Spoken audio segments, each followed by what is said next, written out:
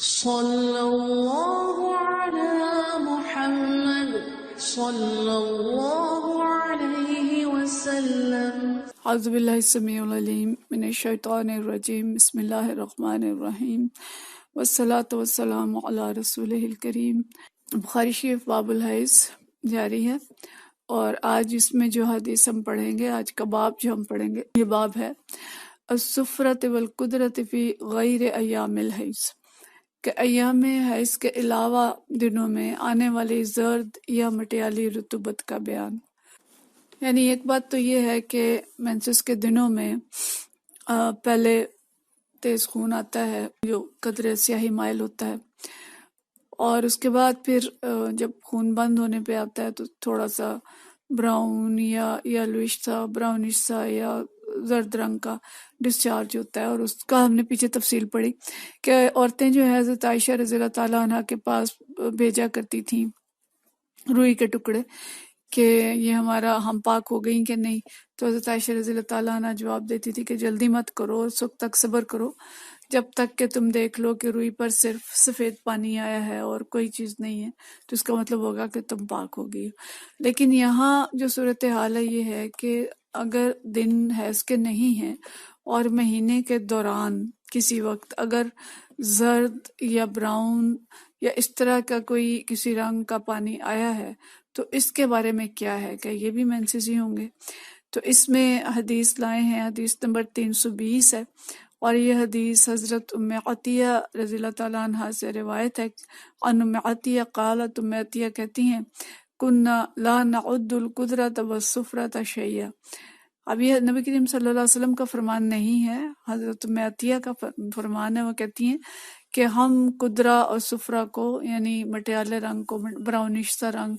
اور زرد رنگ کو کوئی چیز نہیں سمجھتی تھی۔ مطلب یہ ہے کہ اگر ایام حیض کے علاوہ اگر زرد رنگ کا یا براؤن رنگ کا ڈسچارج ہوتا تھا تو ہم نماز نہیں چھوڑتے تھے، ہم اس کو حیض نہیں سمجھتے تھے، اور اس کے بارے میں ہم فکر مند نہیں ہوتے تھے کہ یہ کوئی ایسی چیز ہے۔ اچھا، اب اس میں یہ بات تو کلیئر ہے کہ اگر غسل کر چکے اور اس کے بعد اس طرح کا کوئی ڈسچارج آیا ہے تو وہ حیض نہیں ہے اور اس میں نماز وغیرہ نہیں چھوڑنی ہوگی۔ لیکن یہ بات یاد رکھیں کہ اگر اس طرح کا کوئی پانی آ رہا ہے براؤن یا یہ گرین، مطلب سبزی مائل بھی ہو سکتا ہے اور زرد بھی ہو سکتا ہے اور سرخی مائل بھی ہو سکتا ہے، براؤن بھی ہو سکتا ہے، تو اس طرح کا ڈسچارج اگر حیض کے علاوہ آتا ہے تو پھر یہ کوئی نہ کوئی بیماری ہوتی ہے۔ یہ حدیث میں نہیں لکھا، یہ میں خود آپ کو بتا رہی ہوں کہ اگر ایسی کوئی چیز ہے اور اگر خاص طور پہ ساتھ کوئی خارش بھی ہے اور جسم پہ سرخی بھی ہے تو پھر ڈاکٹر کے پاس جانا چاہیے اور اس کی دوائی لینی چاہیے۔ لیکن بہرحال حدیث سے یہ ثابت ہے کہ یہ حیض نہیں ہے اور اس میں نماز وغیرہ نہیں چھوڑنی ہوگی، نماز پڑھنی ہوگی اور جسم کو پاک رکھنا ہوگا، لیکن بہرحال یہ ناپاکی نہیں ہوگی۔ اگلی حدیث، اگلا باب جو ہے یہ عرق الاستحاضہ، استحاضہ کی رگ کا بیان، اور یہ ہم پیچھے پڑھ بھی چکے ہیں حدیث اس بارے میں بہت ساری۔ تو یہ حدیث نمبر 321 ہے، اور یہ حضرت عمرہ سے روایت ہے، ان عمرہ ان عائشہ زوج النبی صلی اللہ علیہ وسلم۔ یہ عمرہ جو ہیں یہ عمرہ بنت عبد الرحمن ہے جو عائشہ صدیقہ کے بھائی تھے، ان کی یہ بیٹی تھیں، یعنی حضرت عائشہ کی بھتیجی بھی تھیں اور ان کی شاگرد بھی تھیں، اور انہوں نے حضرت عائشہ رضی اللہ تعالیٰ عنہ سے بہت علم حاصل کیا تھا، اور بعد کے ادوار میں ان کے بارے میں آتا ہے کہ ان کے پاس لوگ اسٹوڈنٹس کو، طالب علموں کو ریفر کیا کرتے تھے کہ وہ سمندر ہیں علم کا اور ان کے پاس جائیں اور جا کے علم حاصل کریں۔ تو انہوں نے بہت ساری حدیث جو ہیں ان کو پتہ تھیں اور وہ پڑھاتی بھی تھیں اور لوگ ان سے دین آ کے سیکھتے بھی تھے۔ تو ان سے یہ روایت ہے، وہ کہتی ہیں کہ ان ام حبیبہ تستحیضت 7 سنین، کہ ام حبیبہ جو ہیں ان کو 7 سال تک استحاضہ کا عارضہ تھا، وہ لاحق رہا۔ فسألت رسول اللہ صلی اللہ علیہ وسلم عن ذلک، تو انہوں نے نبی کریم صلی اللہ علیہ وسلم سے اس کے بارے میں پوچھا۔ فأمرہا، انہوں نے حکم دیا، ان تغتسل، فقال ھذا عرق فکانت تغتسل لکل صلاۃ، تو آپ صلی اللہ علیہ وسلم نے فرمایا کہ یہ ایک رگ کا خون ہے اور آپ غسل کر لیا کریں اور نماز پڑھ لیا کریں۔ اور حضرت ام حبیبہ جو ہیں وہ ہر نماز کے لیے غسل کر لیا کرتی تھی۔ اچھا، یہ بھی بار بار ہم نے پڑھا کہ جو یہ خون ہے یہ ایک رگ کا خون ہے، اور اس رگ کو آزل بھی کہا گیا عربی کے اندر، حدیث کے اندر،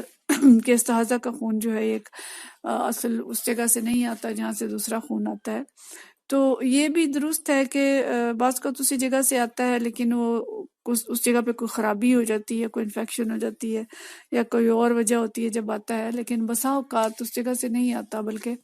اندر کوئی اور کسی جگہ پہ زخم ہو جاتا ہے یا کوئی اور انفیکشن، یا بعض کا کوئی پالپ وغیرہ بن جاتے ہیں، کہنے کہ موقع ٹائپ چیز بن جاتی ہے جس سے یہ خون آتا ہے. بہت ساری وجوہات ہو سکتی ہیں جن کی وجہ سے یہ خون آتا ہے، تو اس لیے اس خون کو حیض نہیں سمجھا جاتا. اور اس کے بارے میں یہی ہے کہ جب اس طرح کی احساس ہو، ہم پیچھے پڑ چکے ہیں، تو جو جتنی عادت ہے اتنے دنوں میں نماز چھوڑ دی جائے اور اس کے بعد نماز پڑھی جائے. اور حضرت ام حبیبہ غسل کیا کرتی تھی، لیکن جو فقہا ہے ان کا خیال یہی ہے کہ ہر نماز کے لیے غسل نہیں بلکہ وضو ہوگا، اور جب حیض کے دن آئیں گے تو پھر وہ غسل کریں گی. لیکن گرمی ہے، اگر غسل دن میں 1-2 دفعہ کر لیا جائے اس میں بھی کوئی حرج نہیں، کہ سردیوں میں ظاہرہ مشکل ہوگا، اس لیے فقہا نے اجازت دی ہے کہ ہر نماز کے لیے وضو نہیں ہوگا بلکہ غسل نہیں ہوگا بلکہ وضو ہوگا. اگلا باب ہے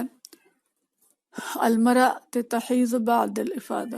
کہ طواف افاضہ کے بعد اگر عورت کو حیض آ جائے تو اس کے بارے میں کیا خیال ہے. یہ حدیث بھی حضرت عمرہ بنت عبد الرحمن سے روایت ہے، حدیث نمبر 322 ہے.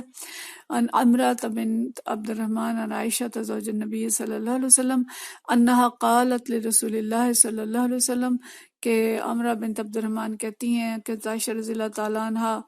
نے رسول اللہ صلی اللہ علیہ وسلم سے فرمایا ان صفیہ بنت حوی قد حاضت، کہ حضرت صفیہ بنت حوی جو ہیں، یہ جو نبی کریم صلی اللہ علیہ وسلم کی زوجہ تھیں، کہ انہیں بھی حیض آ گیا ہے. قال رسول اللہ صلی اللہ علیہ وسلم لعلها تحبسنا، کہ یہ بھی ہمیں روک لیں گی. علم تکن طافت معکن، کیا انہوں نے آپ کے ساتھ طواف نہیں کر لیا؟ قالوا بلا، انہوں نے فرمایا کہ ہاں. قال فخرجی، کہ پھر آپ لوگ نکل آئیں. تو مطلب یہ ہے کہ یہ بھی وہی حج کا موقع تھا، اور اس موقع پہ جیسے عائشہ رضی اللہ تعالیٰ عنہ کو حیض آ گیا تھا اور ان کا طواف زیارہ جو ہے وہ نہیں ہو سکا تھا، تو اس کے لیے روکا گیا تھا سارے صحابہ کرام کو، اور نبی کریم صلی اللہ علیہ وسلم بھی رکے تھے. اور جب وہ پاک ہو گئی ہیں پھر انہوں نے عمرہ کیا، طواف زیارہ کیا، اور اس کے بعد یعنی ان کے جو حج کے ارکان تھے وہ مکمل ہو گئے، تو نکلنے کا ارادہ کیا، تو پتہ چلا کہ حضرت صفیہ کو بھی حیض آ گیا. اب نبی کریم صلی اللہ علیہ وسلم تو تھوڑے پریشان ہوئے، اور آپ نے فرمایا کہ اچھا اب یہ ہمیں روک لیں گی. تو پھر پوچھا کہ کیا انہوں نے طواف زیارہ کر لی ہے؟ تو پتہ چلا کہ انہوں نے کر لی ہے. تو آپ نے فرمایا کہ ٹھیک ہے، اگر طواف زیارہ کر لی ہے تو پھر نکلیں. مطلب یہ ہے کہ طواف زیارہ کے بعد اگر کسی عورت کو حیض آ جائے تو طواف وداع جو ہے وہ حج کا رکن، ایسا رکن نہیں ہے کہ اگر وہ نہیں ہوگا تو حج نہیں ہوگا. وہ واجب ہے لیکن لازم نہیں ہے کہ طواف وداع جو ہے وہ ضرور ہو. تو اگر ایسی کوئی سچویشن ہے کہ بھی فلائٹ کا ٹائم ہو گیا ہے، کوچ کا وقت ہو گیا ہے اور مینسز آ گئے ہیں، طواف وداع نہیں کیا لیکن طواف زیارہ کر لیا ہے، تو پھر وہاں رکنے کی ضرورت نہیں ہے، حج کے ارکان جو ہیں وہ مکمل ہو گئے. اسی ضمن میں اگلی حدیث بھی ہے 323، اور یہ حدیث جو ہے یہ عبداللہ بن طاؤس نبی اپنے والد سے روایت کرتے ہیں، ان ابن عباس، حضرت ابن عباس عبداللہ بن عباس رضی اللہ تعالیٰ عنہ سے روایت کرتے ہیں، قال رخص للحائض ان تنفر اذا حاضت،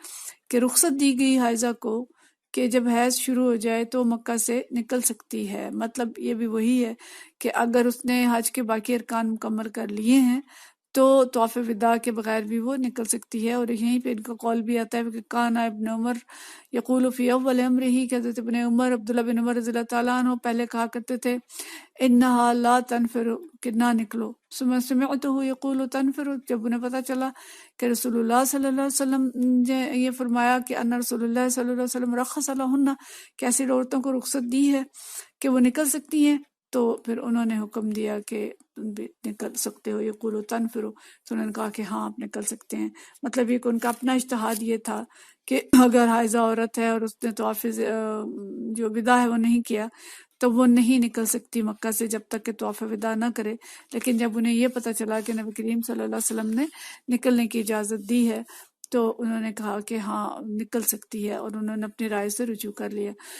تو یہ بھی یعنی ایک تو اہم مسئلہ میں پتہ چلا کہ طواف وداع جو ہے وہ حج کے سے لازم ارکان میں سے نہیں ہے، کہ اگر یہ نہیں ہوگا تو حج نہیں ہوگا یا کوئی دم وغیرہ دینا پڑے گا، ایسی کوئی بات نہیں ہے. اور لیکن اگر یعنی اگر ٹھیک ہیں تو ضرور کریں، لیکن اگر کوئی مجبوری ہو گئی ہے، فلائٹ ہو گئی ہے، مینسز آ گئے ہیں، بیماری ہو گئی ہے، کوئی وجہ ہو گئی ہے، تو تحفہ وداع کیے بغیر بھی نکل سکتے ہیں۔ اور دوسری بات جو میں پتہ چلی کہ جب بھی کسی انسان کو یہ پتہ چلے اس کی رائے کسی بارے میں کچھ اور ہے، لیکن اسے اگر پتہ چلے کہ اللہ کے رسول صلی اللہ علیہ وسلم کا حکم یہ ہے، تو اسے اپنے رائے سے رجوع کر لینا چاہیے۔ آج کل کے مسلمانوں کی طرح نہیں ہونا چاہیے کہ ہر معاملے میں اپنی خواہش، اپنا نفس، اپنا ضمیر اور فرمان رسول صلی اللہ علیہ وسلم اور فرمان اللہ کی کوئی اہمیت نہیں ہے، بلکہ اللہ رسول صلی اللہ علیہ وسلم کے حکم کی اہمیت ہونی چاہیے اور اپنے رائے کی اہمیت نہیں ہونی چاہیے، اور اللہ رسول کی رائے کے تابع ہماری رائے ہونی چاہیے اور اللہ رسول کی رضا کے مطابق ہماری رضا ہونی چاہیے۔ یہی ایک مسلمان کے لیے شایان شان ہے۔ اللہ تعالی ہم سب کو اس کی توفیق عطا فرمائے اور ہم سے راضی ہو جائے۔ وآخر دعوانا ان الحمد للہ رب العالمین۔